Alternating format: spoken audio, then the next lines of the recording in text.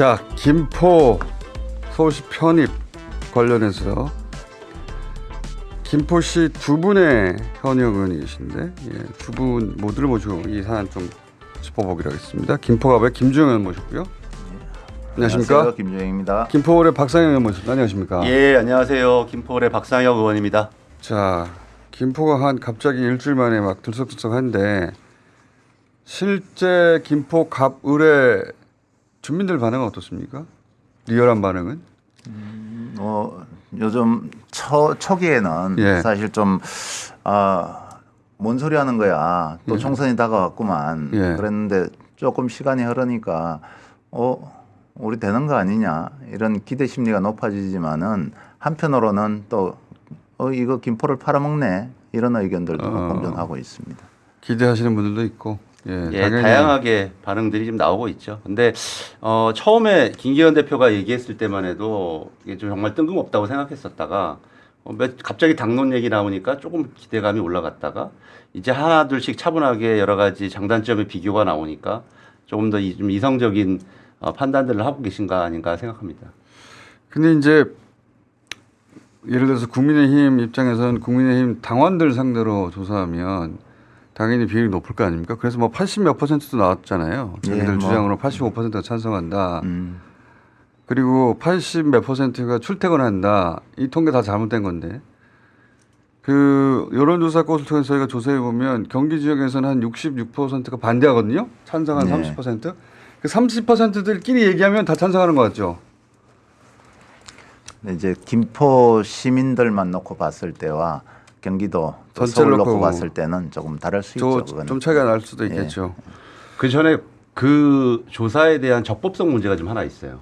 왜냐하면 그게 이제 당원 교육이라는 데서 한 거거든요. 그렇죠. 그런데 우리가 정당법이나 선거법에는 당원 교육을 하면서 시민을 참석시킬 수가 없습니다. 근데 여기에 그날 뭐 당원들뿐만 아니라 시민들을 막 뭐 지지하는 시민들이겠죠. 뭐 동원해가지고 그런 행사를 한 겁니다. 그리고 막 교육을 한 다음에 그런 조사를 했는지 안 했는지도 잘 모르겠지만 그런 설문을 받았습니다. 이 자체가 하나로 전 선거법 소지 위반이 있고요. 그리고 좀 전에 말씀드렸던 것처럼 이렇게 정말 자기들끼리 모여가지고 조사한 게 어떤 의미를 갖는 건지 그걸 가지고 아래로부터 온 의견이라고. 그런데 그게 실제로는 거기 모인 사람 숫자가 뭐 2.5배 정도는 부풀려진 것 같고. 아, 그래요? 그러니까 게다가? 여론 조사를 했다는 그 자체도 제가 그 참석했던 분한테 물어보니까 자기는 그런 거 참여한 적이 없다 이런 이야기를 해요. 했는지 안 했는지도 모르군요. 한 뭐 1,000여 명 정도 남짓하게 모인 걸로 확인은 됐어요. 그런데 2,500명이 모여서 1,750명이 그 설문에 응했다 그랬는데 그래서 애초에 모인 사람의 숫자도 부풀려진 것이고 그럼요. 거의 간 사람이 나는 이런 설문 받은 적이 없다고 그렇죠. 하는 데다가 그런데 그 결과를 가지고 김포 시민들이 80 몇 %가 원한다고 발표했잖아요. 다 부풀려지고 적법성도 문제가 있는 거죠. 그거를 근데 그렇게 주장하고 있으니까 그건 주장일 뿐이죠. 그 자료를 본 적이 없는 사람들 입장에서 이거 84 여론조사했더니 84%가 찬성하는 거 아니야? 이렇게 그래서 생각하게 그런지 어제부터 김포시가 설명회라는 이름의 뭐 소통이라고 하는 걸 하고 있습니다. 그러면서 밖에서 그런 무슨 조사를 지금 받고 있는 모양입니다. 이게 하도 논란이 되니까. 그래서 이미 그런 것에 어떻게 보면은 뭐 여론조사나 이런 것들이 다 오염이 되면 안 되지 않습니까? 근데 이렇게 다 발표가 되고 논란이 된 다음에 오염이 되는 순간에 후에 이런 지금 이거는 사전에 다 해보고 보고서 작성하고 그리고 뭐 출퇴근 인원도 84%인가 5%랬는데 이것도 그 골드라인 그거 타고 김포에 내리는 사람 김포가 아니라 서울에 내리는 사람 숫자로 생각하면 비율을 어제도 기차를 타고 이제 그 출근하는 사람들 중에 서울에 내리는 비중 그것도 아침에 그러니까 그 숫자는 이제 2020년 그 통계청 통계인데요. 지금 그 국민의힘에서 주장하는 거하고는 완전 괴리감이 있죠. 김포시의 인구가 48만 지금 5천 외국인 포함하면 51만 정도 되는데 85%가 서울로 출퇴근한다면은 40만 이상이 그렇죠. 서울로 나와야 된다는데 그거는 사실 이 객관적인 데이터가 전혀 없는 거고요. 그 아파트 연합단지에서 자기들끼리 여론조사한 부분에 대해서는 한 89% 나온 그런 부분들도 있긴 합니다. 예. 그거야 그 아파트가 베드타운 아파트인가 보죠. 예. 제가 궁금해서 JTBC 보도가 나오기 전에 제가 경기도를 통해서 자료 요구를 했습니다. 예. 이와 관련된 자료 일지를 달라 서울 편입과 관련된. 예. 어제 제가 이 예결위에서도 보여드렸지만 부존재라고 답이 왔습니다. 문서 자체가 부존재한다고. 김포에서 그렇게 발표했는데 85%가 그랬죠. 아니요. 이 내부 검토한 자료가 하나도 없다. 아예? 이 사전 편입과 관련된. 그래서 이 문제가 너무 뼈 아팠는지 김포시가 어제도 소통 설명회를 하면서 왜 그런 게 없겠냐. 내부 문서는 있다. 뭐 이렇게 주민들한테 해명을 했다고 해요. 네. 그러나 공식 문서로 경기도에 제출한 건 부존재라는 거고요. 그리고 이제 김포시에서 뭐 1년 전부터 검토를 했다 그러는데 실제 10월 말에 부서에다가 이런 검토 의견을 내놓으라고 이렇게 한 적은 있는 걸로 확인되고 있습니다.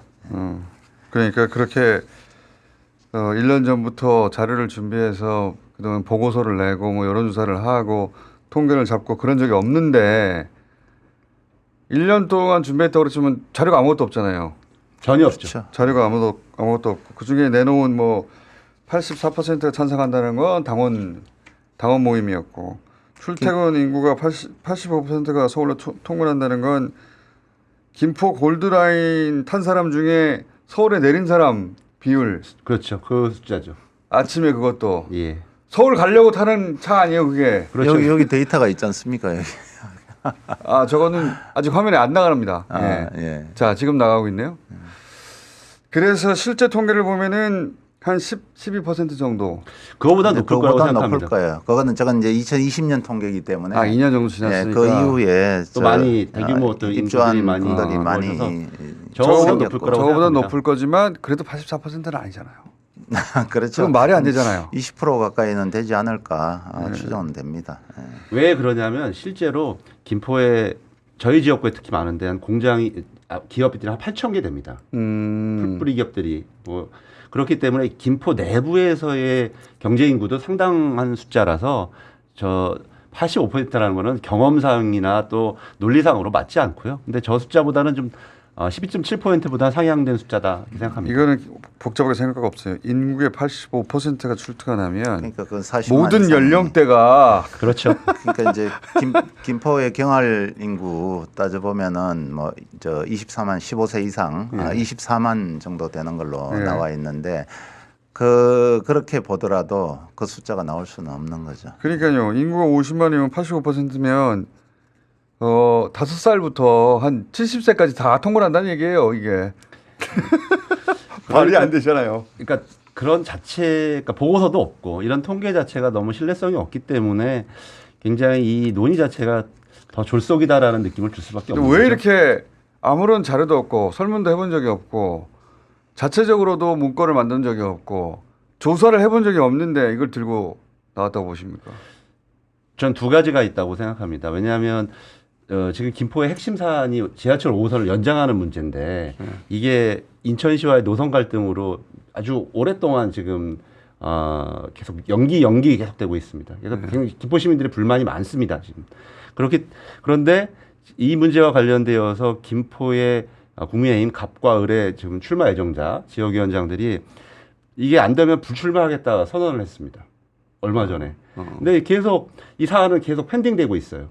그래서 이런 부분들을 좀 총선 전에 무마하고 해결을 해야 되는 문제가 하나 있었던 거고 대내적으로는. 대외적으로는 아시는 것처럼 강서 재보궐선거 이후에 눈을 돌려야죠. 그래서 김기현 대표가 저는 이거를 과하게 받았다 이렇게 생각을 하고 있습니다. 이게 근데 실제 도움이 됩니까? 총선에? 뭐 총선에 좀 도움이 될 수도 있죠. 그러나 국민의- 아직 총선이 많이 남았기 때문에 좀 하나씩 차분하게 좀 냉정하게 짚어봐야 될 부분들이 여러 가지가 있다고 생각을 합니다. 우선적으로 이제 김포시장이 언론하고 인터뷰를 하면서 서울로 편입되면은 서울이 두 가지 좋아지는 점이 있다고 했어요. 하나는 매립지를 이용할 수 쓰레기 있고 매립장. 예. 하나는 서울 항구가 생긴다고 했는데 이 서울의 관점에서 김포시장이 이야기를 한 거예요. 예. 그런데 거기 보면은 지금 이제 서울시장하고 엊그제 만나서 뭐 매립지는 쓰레기는 김포로 버리지 않겠다 이렇게 했는데 그거는 사실은 앞으로 어떻게 될지 모르는 부분이고 그렇게 안 그렇게 버린다고 말한 사람은 그랬지만은 오세훈 시장이고요. 네네. 서울의 매립지를 제공할 수 있다고 말한 사람은 김포 시장입니다. 네, 그렇죠. 예. 그런데 이제 이 항구 문제도 아시다시피 이 김포에는 한강에 신곡 수중보라는 게 가로막고 있습니다. 예. 그러면은 거기를 어떻게 넘어갔다고 그러더라도 이 북한하고 접경돼 있는 데는 중립수역으로 되어 있어요. 예. 53년 휴전협정 이후에 거기로 우리 배가 항행한 거는 4번밖에 없어요. 예.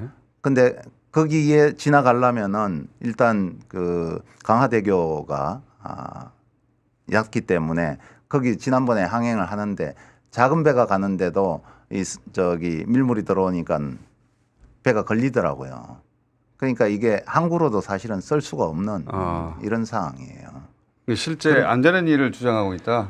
거의 불가능하죠. 그건 뭐 남북 관계가 지금처럼 상황이면은, 예. 그러니까 더 어려운 것이고 평화로운 시기에도 지금 김정은이 말씀하신 김포 것처럼 시장이 주장하는 바는 하나는 그러면 김포에 쓰레기장 만들자는 얘기 아니냐. 언론에서 본인이 2차례나 그런 얘기를 했습니다. 그죠. 서울이 좋아지 그런 것 때문에 서울에 이점이 있다. 정말 기가찰로를 아닙니까? 김포 시민들한테 나쁜 거잖아요. 그래서 이제 김포 시민들한테 뭔가가 좋아져야 되는가를 이야기를 해야 되는데 예. 뭐 아직 그런 부분들에 대해서 김포 시민들이 느낄 만큼 좋아지는 부분들이 어떤 건지 실제로는 예산도 모르는 줄어든다면서요. 거죠. 그러니까 이제 뭐 제가 또 그리고 김정은이 여러 가지 또 언론에서 문제 제기 예산뿐만 아니라 예. 규제는 더 심화되고 또 김포가 도농복합 지역으로 아이들이 농어촌 특례로 대학을 갑니다. 제가 통계를 뽑아 보니까 5년간 750명이 갔습니다. 근데 아마 통계 숫자는 더 이상일 겁니다. 예. 보존된 자료가 없어서 그런데 그러니까 이런 것들이 전혀 보도가 안 되니까 이런 것들로 인해서 문매를 맞으니까 어제서야 뭐 부랴부랴 여러 가지 보도자료를 내고 있는데 하나도 근거가 없는 거죠. 그러니까 그 두 가지를 크게 얘기했다는데 하나는 쓰레기 매립장, 그거는 김포 시민한테는 안 좋은 것이고, 그리고 항구를 사용할 수 있다는데 항구 사용 못한다. 지금과 같은 남북 관계에서는. 그리고 이제 문제가 뭐냐면 서울로 편입되게 되면 쓰레기 매립장뿐만 아니라 최근에 마포에서도 문제가 있는 소각장 같은 거 있지 않습니까? 예. 이런 권한 자체가 시장의 권한입니다. 구청장이 그렇지. 거부할 수 있는 권한 자체가 아니에요. 예. 그럼 거기 한적한 곳이다. 거기다가 설치하겠다 하면은 어떻게 거부할 겁니까? 근데 시장이 좋지. 구청장이 되고 싶은 시장이 있나? 나 거기서부터 이해가 안 가는데. 글쎄요, 이제 김포시장은 네. 어떤 생각으로 그런 이야기를 했는지 모르지만은 일단은 인허가권이 없어지죠. 인허가권도 없어지고 예, 권한도 그러면은 줄고 또 김포의 개발들이 일어나면은 예. 그게 다 서울시에 예. 어떤 귀속이 됐다가 다시 배분을 해야 될 텐데 예. 그런 부분 인허가권도 굉장히 축소되고 본인의 행정만, 권한 그렇죠. 서울시 행정만 이제 대집행을 해야 되는 그런 구가 될 텐데 그러니까 글쎄요. 구청장한테 기초단체장으로 이제 시장 할래, 구청장 할래 물어보세요. 시장 하고 싶다 그러지. 지금 또 김포시는 100이면 100. 50만이 넘기 때문에 특례시거든요. 예. 그냥 일반 시보다도 권한이 많습니다. 근데 왜 그러냐 이거예요. 왜 본인이 그 어려운 시장이 된 다음에 구청장이 되겠다고 이렇게 길을 쓰는 거죠? 저는 실마리가 아까 말씀드렸던 것처럼 이 전진대회라고 당원 전진대회가 있었다고 했지 않습니까? 거기에서 김포시장이 발언한 게 있어요. 예, 그 김포 을지역 국민의힘 당협위원장의 보좌관 출신이거든요. 아하. 거기서 뭐라고 멘트했냐면 이건 유튜브에도 다 나와 있고 언론에도 보도됐습니다만 저는 이 당선을 위해서 모든 것을 다 하겠다. 뭐 이런 취지였어요. 당선을 아니 오늘만은 기다려왔고 저는 모든 것을 다 하겠다라는 취지로 무슨 당선을 위해서요? 뭐 선거 총선을 위해서? 네, 그런 취지로 보도를 자기 선거가 아니라 총선을 위해서? 예, 모든 것을 다 하겠다 이렇게 보도한 게 있습니다. 그러니까 이게 총선을 앞두지 않았다면은 차분하게 서로들 짚어볼 수가 있었을 거예요. 그런데 이제 총선이 코앞으로 닥쳐왔잖아요. 그리고 실제 이제 뛰는 주자들이 있고 그런데 이건 뭐 큰 호재로 될 수 있겠다 했기 때문에 사실은 계산이 그렇게 나왔다. 던져졌을 거라고 추정이 되죠. 총선에 득표에 유리하다고 이렇게 셈법이 나온 거 아니에요, 그죠? 이거 모든 것을 다 하겠다고 그런 당원대회에서 본인이 밝힌 바가 있습니다. 근데 실제로는 안 될 거라고 스스로 생각했나 봐요. 왜냐하면 정말로 되면 자기가 구청장 되는 거잖아요. 구청장도 보장이 된 게 아니죠, 지금. 근데 뭐 이거 시간 걸리는 건 아니까요. 예, 그러니까 제 말은 어차피 총선까지는 안 되는 것이고, 그리고 된다 하더라도 오래 걸릴 일이고, 내가 내 시장 자리를 잃는 건 아니야. 이렇게 생각하니까 이걸 던졌나 보네요. 그렇죠. 앞으로 뭐 내 불이익은 없어. 지방선거까지 많이 남아 있으니까. 실제로는 시장에서 구청장 되고 싶지 않을 거 아닙니까? 그런데 어제 또 보도 자료를 보면 정말 황당한 게 그 구가 되면 행정이 단순화해서 좋다 이런 것을 장점으로 막 내놨습니다. 그러니까 행정이 단순해도 좋다. 장단점 비교가 나오고 어마어마한 좀 불이익이 그러니까 단점들이 막 보도되니까 마구 쏟아내고 있어요 보도 자료를. 근데 거기에 보면은 지금 말씀하신 것처럼 무슨 서울의 항구 얘기하는데 전혀 불가능한 얘기들 또는 뭐 행정을 저렇게 단순화하는 게 좋다 뭐 이런 얘기들을 좀 행정이 써내고 단순해서 누구한테 좋다는 거예요? 글쎄요. 공무원한테 좋은지 해당 공무원한테 좋다는 시민한테 좋은지 일을 덜 하게 뭐 된다는 뜻으로 잘 저는 읽혔습니다. 모르겠습니다. 예. 세수도 줄어드는데 엄청나게. 그러니까 시민의 관점에서 보면 지금 도시계획건이라든지 각종 인하건이 있어서 그런 문제가 생겼을 때 가까운 시청에 가서 공무원들하고 대화하고 민원을 해결할 수 있었는데 만약에 김포에서 서울시청으로 가가지고 도시계획이라든지 이런 걸 한다고 생각을 해보십시오. 얼마나 불편하시겠어요. 그러니까 세수도 줄어든다고 한다 이거죠. 그러니까 그 세수 문제도 이제 서울시에서 이렇게 보도자료, 김포시에서 보도자료 나오는 그 내용들을 뭐 기사를 통해서 보면은 네. 세수가 줄어들지 않는다 그렇게 네. 했는데 거기에 대해서는 그냥 이럴 것이다 그런 추정에 관한 내용들이지 실제 이제 뭐 우리가 지방세라든지 또 재산세라든지 이게 명확하게 줄어드는 내용들은 예. 다 알 수 있잖아요. 한 3천억 정도 줄어든다고 하던데. 예. 인구가 비슷한 관악구가 비슷하거든요. 그걸 좀 비교를 해보면 결산 기준으로는 만약에 결산 기준으로만 치면 거의 한 7, 8천억 정도 작습니다. 7, 8천억. 예, 인구가 비슷한 관악구하고 김포시가. 그리고 지금 말씀하셨던 것처럼 그냥 예산 기준으로 봐도 최소 3천억 이상 적게 듭니다. 근데 시민 여러분들이 그걸 잘 못 느끼실 수는 있지만 실제로 내가 원하는 다양한 민원들이 보통 예산 없다라는 말로 잘리잖아요. 근데 이제 그런 것이 현실화될 가능성이 있는 거죠. 자, 오늘은 여기까지 하고요. 예, 맛만 본 걸로 하고. 왜냐하면 금방 포기하지는 않을 것 같아요. 네. 총선에 될 일은 아닌데 포기는 금방은 않을 거 아닙니까? 그렇죠. 곧 사라지긴 사라질 것 같긴 한데. 그러나 이게 지금 앞으로도 이번 그 총선에서 조금 어떤 영향력이 있다고 생각하면은 이거는 앞으로 대선 지선까지도 갈 수 있는 그런 공약이라고 생각할 수는 있을 겁니다. 효과가 있다면. 효과가 있다면은 예. 그러나 이제 조금 차분해지고 이게 이제 서로들 모든 걸 열어놓고 따져본다면은 덕실이 나올 수 있을 거 아닙니까? 그때 가면 좀 달라지겠죠. 그리고 꼭 부탁드리고 싶은 게 있는데 이 자리에서 빨리 김기현 대표 오셨으면 좋겠습니다. 거기 출마해라? 예. 네. 이미 어제 보도 보니까 울산에서는 다 마음도 떴고 울산에서는 안 마음에 나간다. 든 게 아니라 나가라고 하니까. 이뇨한 위원장이 마음이 시켜놨으면 그리고 이렇게 혁신한 2호라고 하는데 아무도 호응하는 사람이 없지 않습니까? 눈치 보지 말고 주저하지 말고 저희들이 말씀을 드렸습니다. 그 자기 자리 만들기 위해서 평지풍파 일으켰다 이런 비판을 하지 않겠다고 저희 두 사람이 약속을 했으니까요. 김기현 대표하고 조경태 위원장 손잡고 오시면 됩니다. 그래요. 예, 그 뭐 진정성 있게 하려면은 예, 사실은 그 정도 그렇게 해서 해라. 책임까지 지라는 예, 거죠. 그 정도 해라. 그 말을 당론으로 꺼냈으면은 아예 당신들 여기 와서 추진해 보라고 한번 그런 말씀이신 거죠? 예. 네. 예. 허풍이 아니라면 오셔야죠. 허풍이 아니라면. 예. 안 올 것 같긴 한데. 온다는 소문도 있습니다. 예. 아 그래요? 예, 어제 뭐. 국민의힘 모 의원이 저한테 와가지고 진지하게 물어보더라고요. 진짜로 갈지도 몰라 이렇게. 예, 예. 어차피 접근할 거니까. 예, 그런 얘기 하시더라고요. 기대하고 있겠습니다. 그건 재밌겠네요. 자 오늘 여기까지 하겠습니다. 김주영 의원, 박상영 의원이었습니다. 감사합니다. 네, 예, 감사합니다.